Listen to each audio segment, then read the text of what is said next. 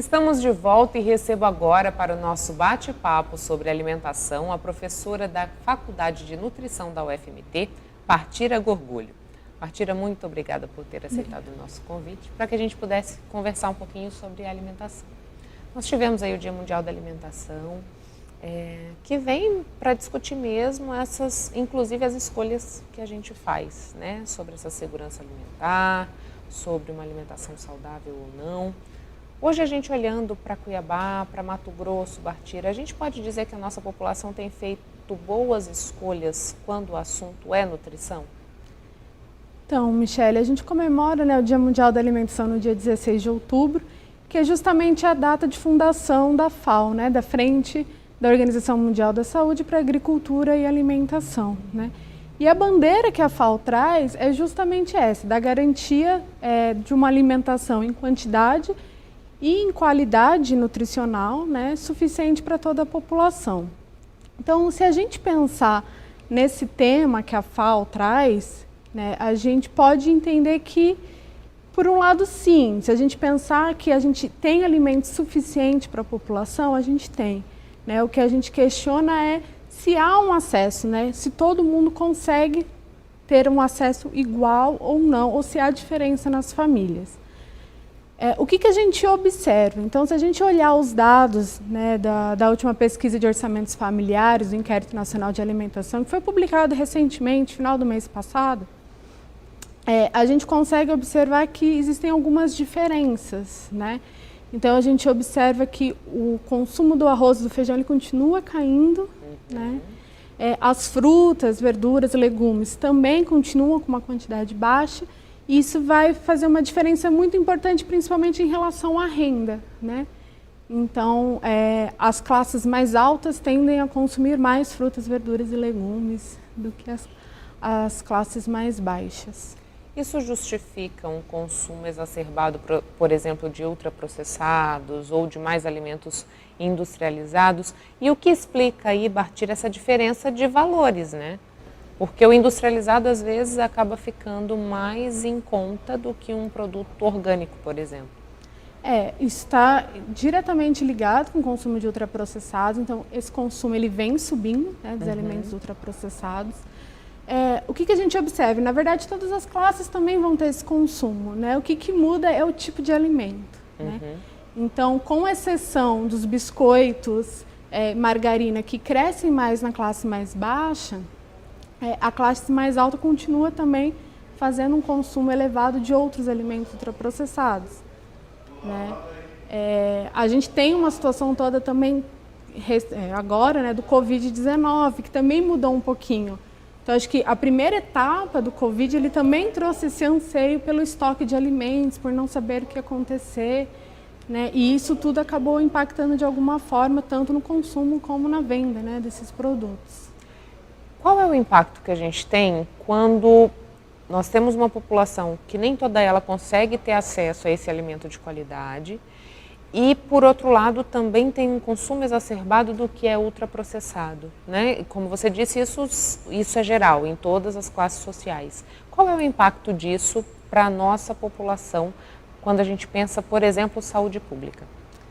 Tá, legal. A gente tem uma situação que, ao mesmo tempo que a gente tem um aumento da obesidade, né, então as pessoas estão ganhando peso, e ao mesmo tempo tendo uma nutrição ruim. Então, elas têm o que a gente chama de dupla carga. Ao mesmo tempo que elas estão ganhando peso, estão sendo obesas, elas continuam com uma desnutrição, né, com uma falta de nutrientes, né, que vem dessa má qualidade.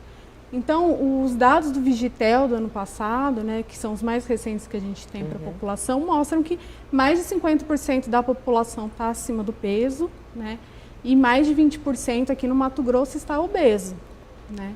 Então, está com IMC acima de 30 já, né, já tem um ganho considerável. E, ao mesmo tempo, a gente observa essa redução do arroz e do feijão e o aumento do ultraprocessados. Então, quer dizer, está aumentando, mas está aumentando com uma qualidade. As pessoas estão ganhando peso, estão consumindo, mas estão consumindo alimentos de menor qualidade, porque estão consumindo mais ultraprocessados e menos fibras e vitaminas e nutrientes. Pensando nessa pessoa que está obesa e desnutrida, né? Que tipo de complicação ela pode desenvolver no quadro de saúde dela, né? O que tipo de impacto esse comportamento vai causar no seu bem-estar geral, né? Na sua qualidade de saúde? A gente tem várias complicações. Acho que as principais são as doenças crônicas, né? Então a gente tem aumento da pressão, a gente tem aumento da diabetes, né? E todas as complicações que vêm desse ganho de peso, né? E ao mesmo tempo deficiências, né? Nutricionais, deficiências de nutrientes, de vitaminas. E Bartira, o que explica esse tipo de escolha, né? Porque a gente já falou que o ultraprocessado acaba sendo mais em conta, a população mais pobre acaba tendo um acesso maior a biscoitos e margarina, que foram os exemplos que você citou. Mas você disse assim, ao mesmo tempo, nós temos essa escolha por boa parte da população, ou por todas as camadas sociais. Isso é pelo ritmo atribulado de vida, isso é pelo sabor que esses alimentos proporcionam, isso tem a ver também com a coisa de não só se alimentar para se nutrir, mas também para, de repente, saciar algum tipo de prazer, né? Ter algum outro tipo de sensação que não a nutrição. O que explica esse cenário? Tá. Eu acho que várias coisas vão influenciar, né? Acho que a primeira coisa que a gente pode destacar é que até o início da pandemia a gente vinha observando o aumento das refeições feitas fora de casa, né? Inclusive o Centro-Oeste estava liderando lá, aumentou muito, né? O gasto com alimentação fora do domicílio, né? E isso tem várias implicações com a nossa rotina, com o nosso dia a dia, e também com a falta às vezes de organização, né? De planejamento, a gente compreender também que a alimentação não começa no momento que a gente senta, né, na mesa para se alimentar. Começa antes, né, todo um planejamento de supermercado, de pré-preparo, de organização, que poderia envolver toda a família e muitas vezes não envolve, né? Então, acho que isso é um lado. Mas também a gente tem que tomar alguns cuidados para não responsabilizar só os indivíduos, né? A gente tem todo um ambiente. Então, é muito mais fácil quando a gente sai na rua encontrar alimentos ultraprocessados à venda, né? E com mais opções, às vezes opções mais baratas. A gente tem uma propaganda também massiva de alimentos, né? Então, às vezes tem uma falta, uma dificuldade maior, às vezes, para entender alguns rótulos, também de fazer escolhas ali, de comparar. Então, acho que são um conjunto de coisas, tanto que partem, às vezes, dos hábitos do indivíduo, né? Porque também meus colegas comem, eu também quero consumir, né? Eu também quero participar desse grupo, então acho que tem isso, mas também tem o ambiente alimentar que nós estamos inseridos, que muitas vezes favorece um acesso maior a esse tipo de alimento, né? E aí acesso pensando não só numa questão financeira, de custo, mas também de disponibilidade, né? Então, por exemplo, agora na situação da pandemia, era muito mais fácil você encontrar um alimento ultraprocessado do que você encontrar feiras, né? Ou alimentos in natura, né? Fora, às vezes, no ambiente de supermercado, né? Então, tudo isso também acaba facilitando esse acesso. Exato. Embora a gente perceba que existe esse aumento, também há um movimento que vem trazendo essa conscientização, né? De que a gente precisa se alimentar melhor, que não precisa ser uma alimentação radical, como às vezes se prega, que eu preciso cortar tudo, mas que se eu consumir o arroz e feijão que a gente tinha o hábito de comer, né? Se eu inserir uma salada, enfim, para que eu tenha uma alimentação mais equilibrada possível, seria um caminho. A gente pode dizer que os extremos aí são ruins, Bartira, porque ao mesmo tempo que a gente fala, tem um crescimento dos ultraprocessados, em outra ponta a gente diz, olha, você não pode agora mais comer carboidrato, você não pode mais ingerir lactose, agora tem a coisa do glúten, enfim, dietas que são muito restritivas também. O caminho do meio seria o mais viável? Acredito que sim, né? Restrição também é muito complicado, né? Porque você acaba cortando também por um outro lado, você acaba cortando outros alimentos também, né? Acho que vai uma parcimônia aí, né, justamente.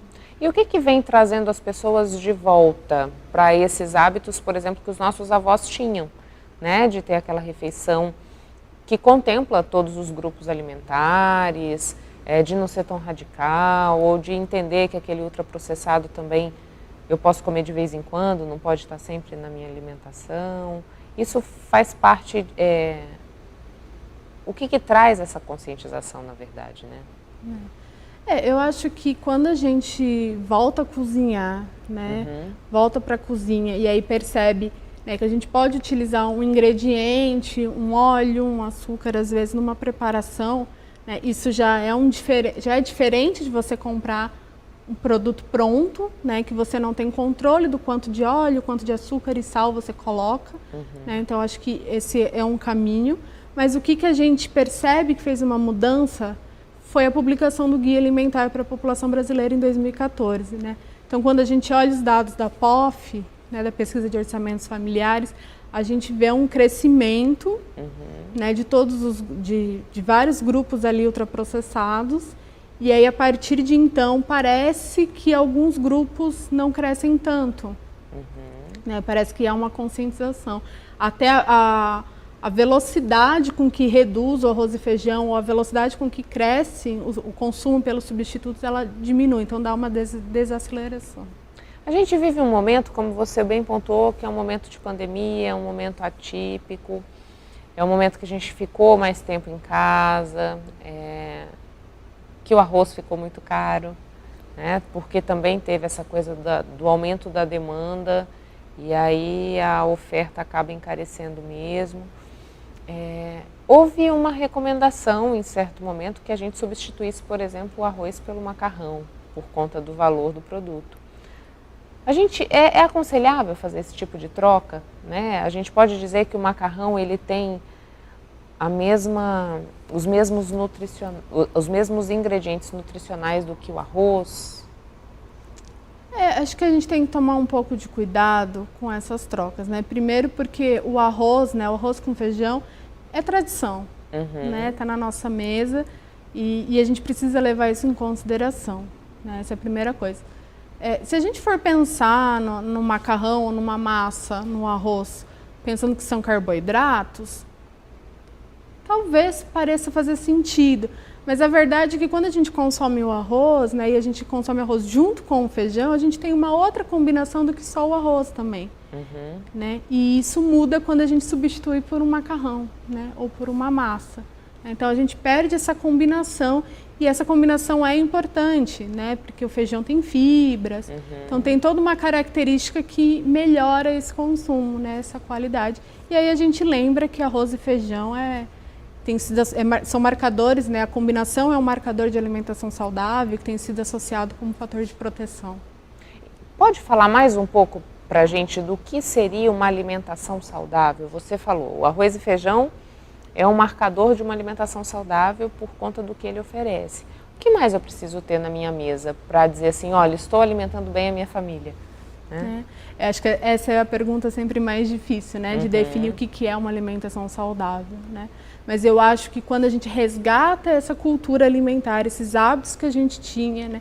Volta para a cozinha, para o preparo, e aí inclui frutas, inclui verduras, legumes, inclui o arroz com feijão, até mesmo a carne, né? A gente toma cuidado ali com as proporções, mas somos onívoros, né? Precisamos comer de tudo um pouco, porque cada alimento vai trazer um nutriente diferente, uma contribuição diferente. Quando a gente pensa nos industrializados, existe aí uma limitação que seria segura, se é que a gente pode dizer assim, para esse consumo? Ou isso também é variável, né? Acho que essa margem, ela funciona bem para os ingredientes ou para aqueles itens que a gente inclui na preparação de outros alimentos. Quando a gente pensa num prato pronto, né, aquele congelado pronto que eu só esquento, ele traz algumas complicações. A gente não consegue controlar, né, a quantidade de nutrientes que está ali dentro. Próprio gordura, óleo e sal, né, como eu tinha falado, a gente não tem um controle do quanto entrou. Esses alimentos, até por uma questão de conservação, eles tendem a ter uma formação diferente, né? Então, eles são mais palatáveis, a tendência é que a gente coma mais, né?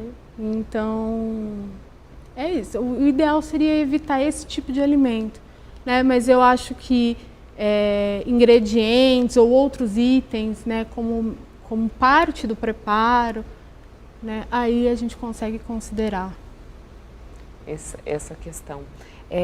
Bartira, a gente falava aqui do dia 16 de outubro, né? Você falou da fundação da FAO, dessa preocupação com a segurança alimentar, de quantidade, de qualidade para todas as pessoas.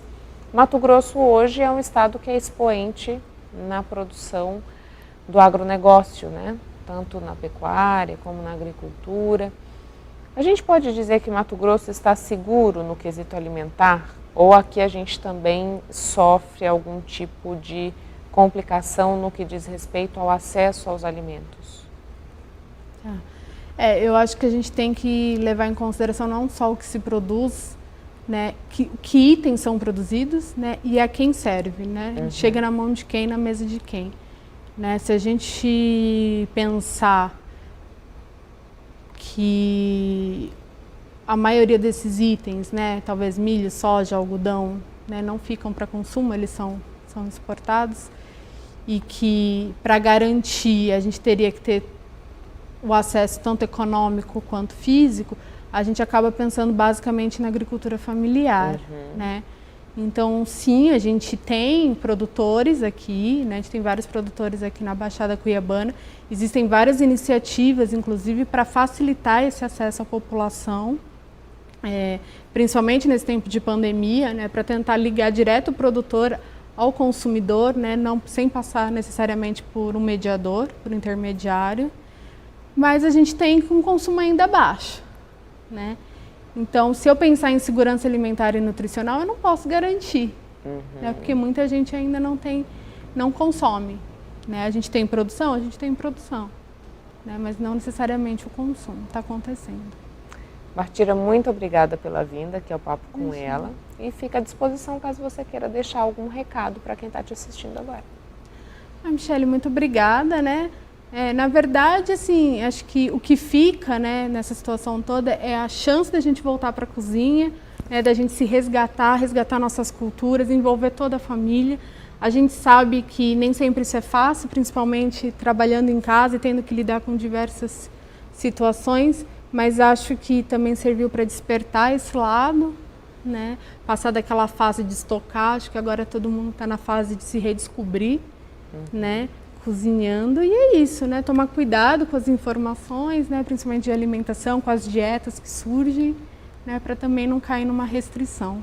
Muito obrigada. Obrigada.